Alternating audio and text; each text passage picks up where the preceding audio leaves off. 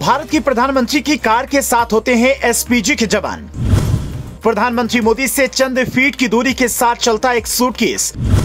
प्रधानमंत्री नरेंद्र मोदी की खास कार में पीछे बैठे होते इतने लोग। देश के प्रधानमंत्री इस सरकार के मुखिया होते हैं, देश के कार्यपालक प्रधान होते हैं और इसके साथ ही भारत की शान भी होते हैं।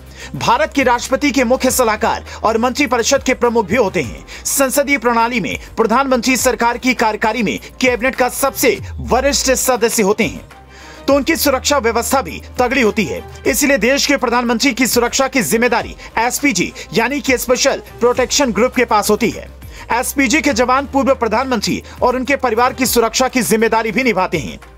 देश के पीएम नरेंद्र मोदी जब कहीं जाते हैं तो उनके साथ 12 बख्तरबंद गाड़ियों का काफिला चलता है। पीएम मोदी रेंज रोवर की गाड़ी में बैठते हैं। आपको बता दें कि पीएम मोदी की कार में पीएम मोदी के अलावा कार चालक और 2 एसपीजी जवान बीच वाली सीट पर बैठे होते हैं। पीएम के साथ एसपीजी के जवान उन्हें गार्ड करते हुए चलते हैं। जब पीएम मोदी का काफिला आगे बढ़ता है तो उनके साथ साथ एक तरह की 2 गाड़ियां चलती हैं।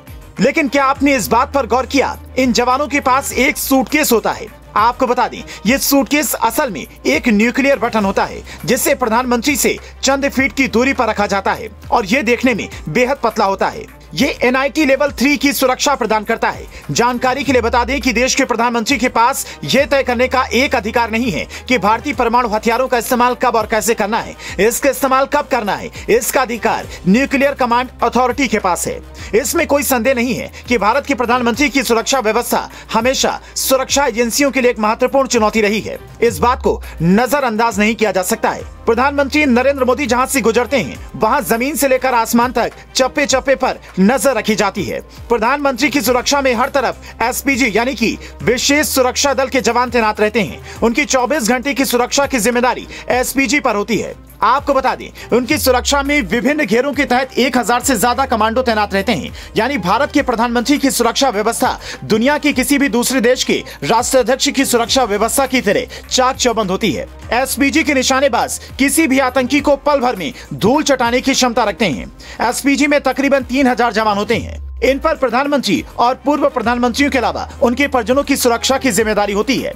इन जवानों को अमेरिका की सीक्रेट सर्विस की तर्ज पर ट्रेनिंग मिलती है। एसपीजी के जवान FNF 2000 assault rifle, automatic gun और 17M नामक खतरनाक पिस्टल जैसे आधुनिक हथियारों से लैस रहते हैं।